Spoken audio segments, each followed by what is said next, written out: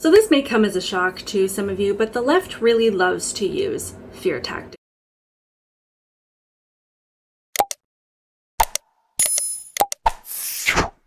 Welcome to my channel, Outspoken Samantha. If you are new here, welcome. Hit that subscribe button. If you are returning, welcome back. Thank you so much for the support.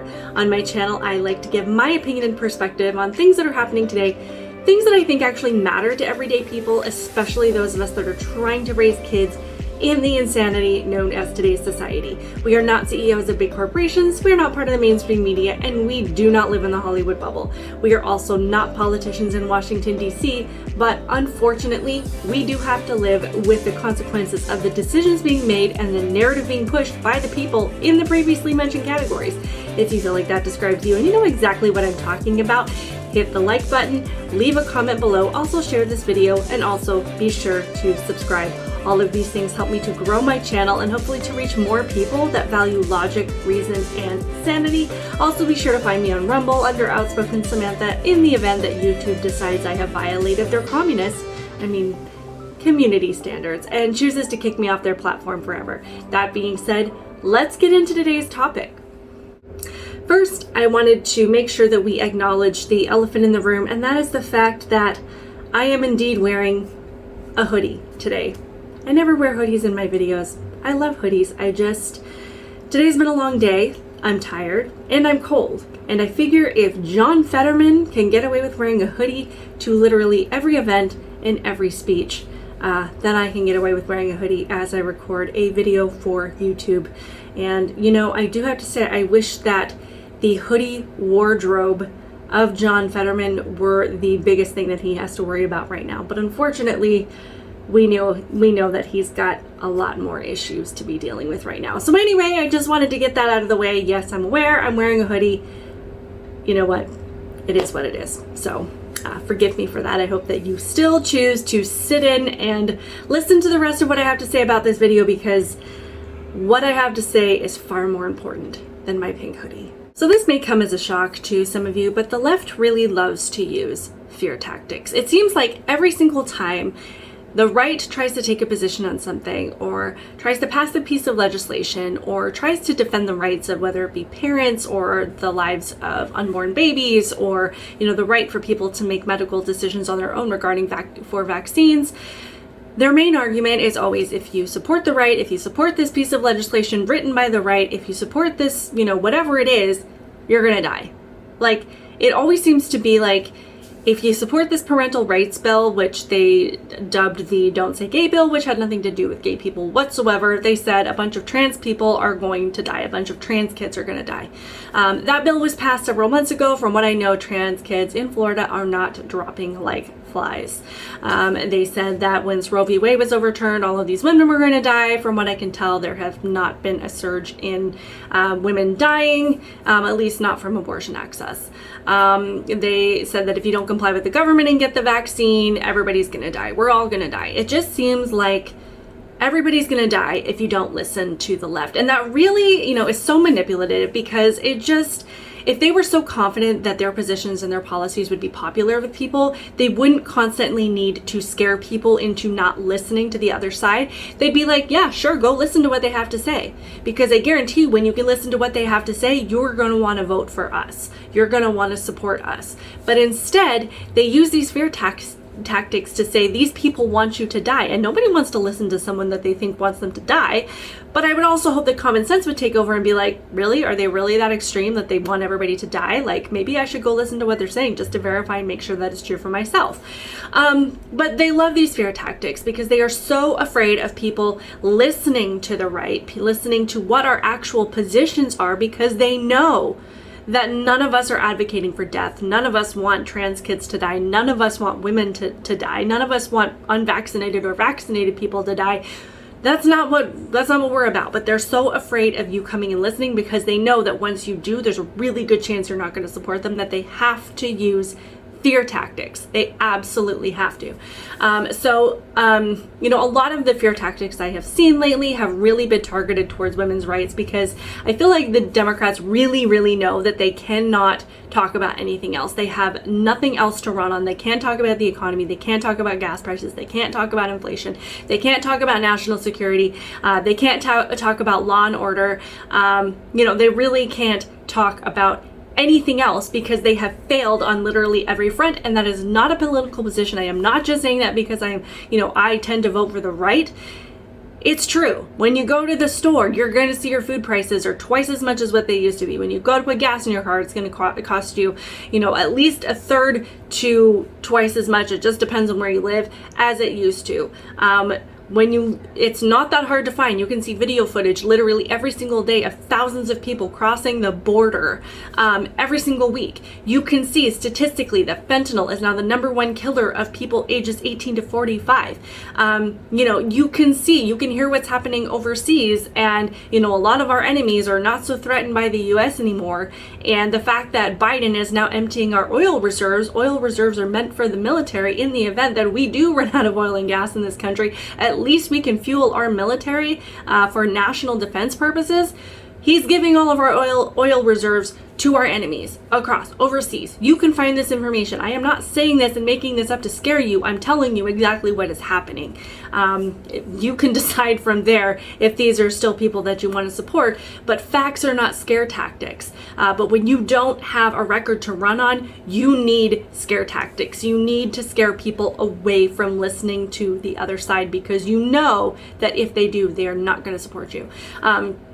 So, like I said, a lot of the scare tactics I've been hearing lately have been in regards to women's rights, especially about this abortion thing. I wanted to address a few of them because they really have gotten out of control. Like, I would almost laugh if it wasn't so completely ridiculous and horrifying in a lot of ways. I have seen a lot of tweets asking, how long is it before Republicans start making laws about what women can wear? Because they all want women to dress like they're Amish, and they all want women to be covered from head to toe, because they're all conservatives, and they all want women to look like, they could go to church. And that's not true at all. I mean, I might have a more conservative viewpoint about how I think women should dress. I don't think that they should be dressed like they're Amish. I don't even dress like I'm Amish. Quite frankly, I wear hoodies and sweatshirts most of the time. I don't think that there's any value for women in wearing mini skirts and things that show their cleavage and their bellies and all this stuff. You do you. That is not the same thing as if you go to work at a particular environment and they have a dress code there that is for both men and women.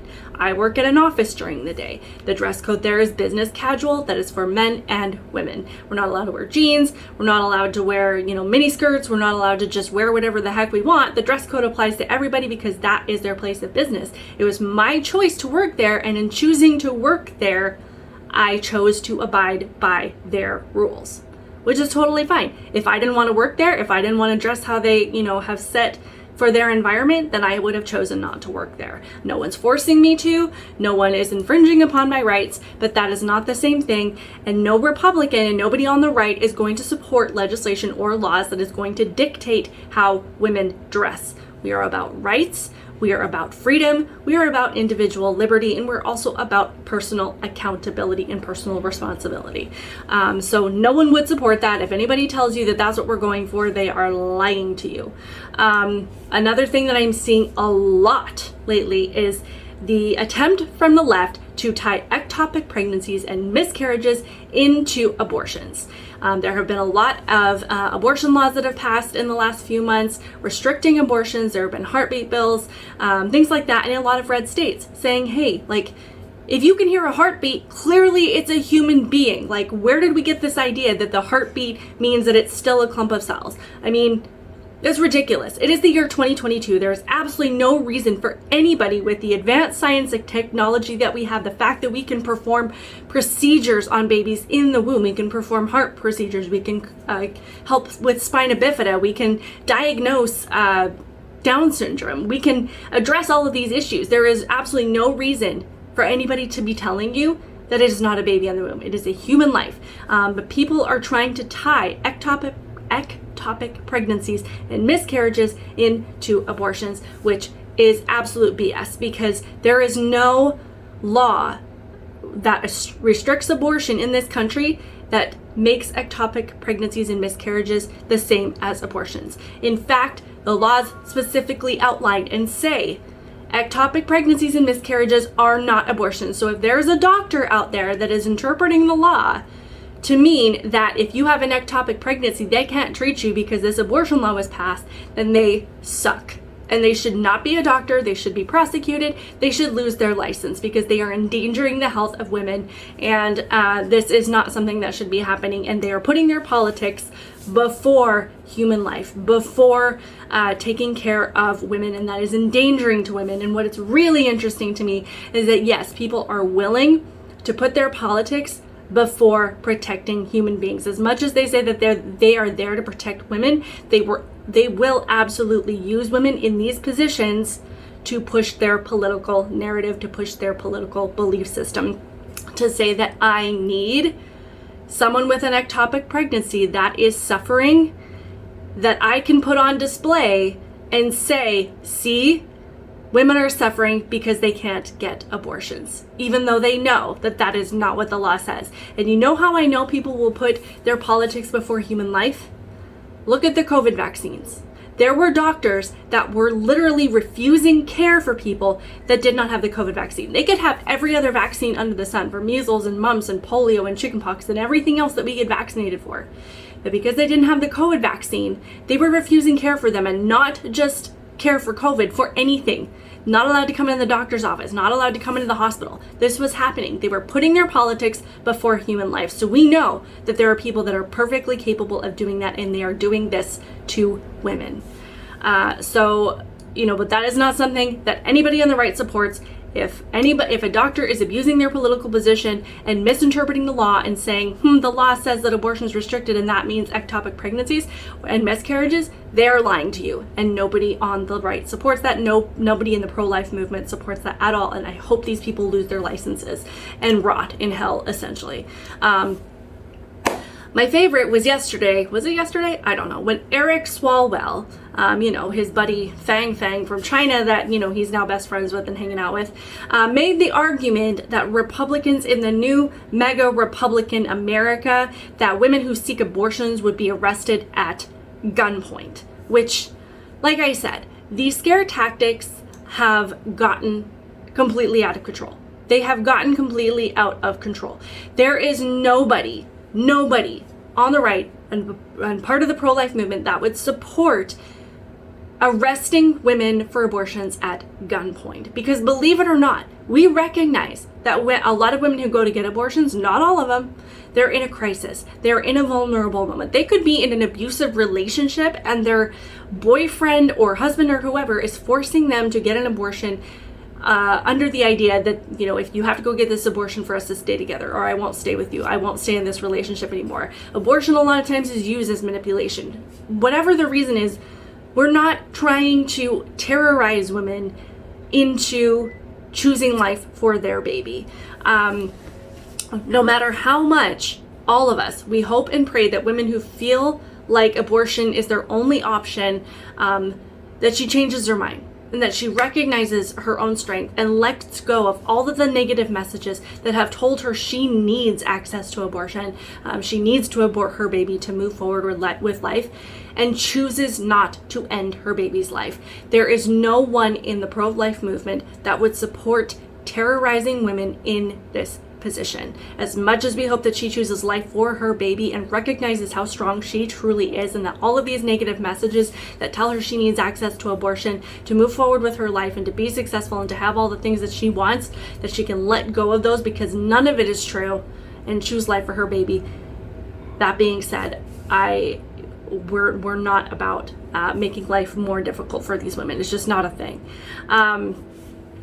But making these kind of accusations and statements is just nothing but divisive. It is nothing but divisive. It is nothing but used as a method so that you really will be afraid of the right, that you really will think that the right is trying to take away women's rights, that we're really trying to make life difficult for women in America, that we're just pushing our religious beliefs on other people, and that we really want to see women, go back 300 years or, whatever the argument it is. And none of it is true. None of it. I could not be more passionate about the fact that I want women to have rights, I want women to have choices, and I want women to understand how strong and truly amazing and blessed that they are.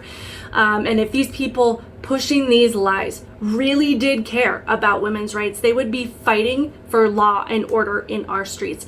They'd be just as supportive of pregnancy crisis centers as they are of abortion clinics.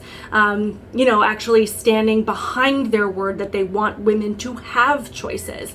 And I'd have a lot more respect for these people if they were to say, we just want abortion to be an option on the table. But if a woman chooses to let her baby live, then the pregnancy crisis centers are a great option as well. I might not agree with the abortion clinic and what they do there, but at least I would have respect in them saying, we just want this to be an option, but we're totally cool if women, choose to go get help somewhere else in choosing life for their baby, because that's what pregnancy crisis centers are for. But that's not what they're doing. In fact, a terrorist group organized themselves, called themselves Jane's Revenge, and started firebombing pregnancy centers. And no one's been charged for it, by the way. But does that sound like a group that's really interested in women having choices? Or are they just that deeply threatened by the idea of someone actually being able to convince a scared and vulnerable woman to overcome her fears and choose life? So here's the thing. You know what I really think pro-abortionists are afraid of? And that the left is really afraid of? Maybe not the left so much. I think they're afraid of losing power. When it comes to the pro-abortion movement, the women that are out on the streets screaming and yelling for these abortion rights, I honestly think that they're afraid to admit to themselves what they support. We have women so convinced that all of their rights are tied to the option of having an abortion, the option to kill a baby in the womb, who have lied to themselves in such a big way that first they really feel like if they don't have abortion or don't have access to abortion, then they don't have anything. That this really will lead them down a path where people want to remove all of their rights, the right to vote, the right to speak, just the right to be in public. But let me be clear about that. That is 100% false. And if any legislation like that were ever presented by anyone, whether it be to take away women's right to vote, take away our right to speak, take away our right to be in public, or trying to legislate and control what we wear and how we present ourselves in public, I would be linking arms with you to fight against that. Because that is not what I stand for. That is not what people on the right stand for. That is not what the pro-life movement stands for. Secondly, I honestly, truly think pro-abortionists are terrified to face truly what it is that they're supporting. They've gone out of their way with their signs. They've protested, they yelled, they've threatened. They've gathered in the streets, protested at bill hearings, walked into churches and public spaces, and literally bared it all. If they sat down and looked at a sonogram, at the incredible detailed image of a baby in the womb, and admitted to themselves that they know deep down that that really is a baby, I think they're afraid of coming to terms with the horror of ending innocent life, and not just any life, but the life that is the most helpless among us, the most vulnerable among us.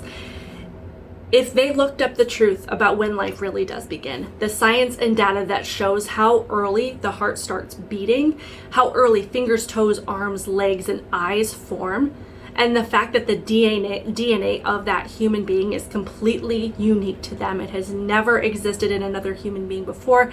It will never be duplicated or replicated in another human being after. That everything about this little person is 100% unique to them and them alone. The idea that they supported destroying that life might be too much to bear. If they looked at the truth about the abortion procedures from tubes that suck babies out, to the cannulas that catch the baby's body parts, to the lethal injections that have to be put into a baby's heart, to the forceps that are needed to pull the baby out in pieces, to the fact that abortionists have to reassemble the baby once it's out of the woman's body in a tray to make sure that all of the parts and pieces have come out, because if anything is left in the woman, in the mom, that could be fatal. So they have to reassemble this little tiny person. They know full well that it is a person. They have to do that to make sure that the woman is not at least in as little danger as they possibly can be, because there's no such thing as a safe abortion. It becomes easier to accept the lies, and the louder that you shout and the harder you dance in the street, you can almost stifle the feeling of guilt, and that it might force them to be somebody that they're not ready to be yet. And that they might never be ready to face when they look in the mirror. Ultimately, these women know.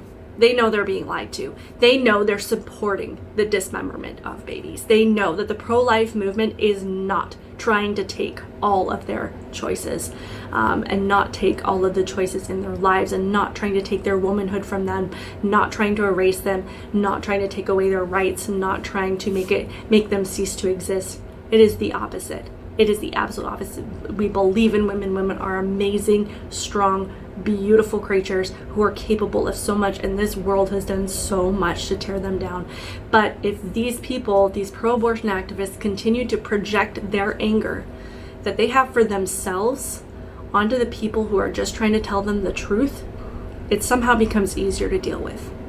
And I just want to say, at any point, if I happen to have anybody on the left who supports abortion that is listening to this, if you ever get to the point where you are ready to face the reality of this situation and the horror that has happened over the last 30 to 40, 50, 60 years, however long this has been going on, you will not be shunned. You will not be rejected. You will not be scoffed at or mocked. On the right, pro-life movement, we are trying to help women, and we understand how tight that grip can be, how convincing those messages can be, and how terrifying it can be if you truly, truly think that abandoning that perspective means that you are giving up your rights. I'm here to tell you it is not true. It is 100% not true. And when you are ready to walk away from that, you will not be left alone, and you will not be ridiculed, and you will not be ostracized. You will have a true sense of community, and you will be able to link arms with people that are ready to fight with you and welcome you into the fight as we try and save women and babies.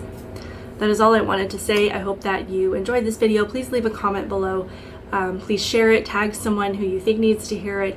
Also, please be sure to subscribe. I appreciate you being here. Have a good night.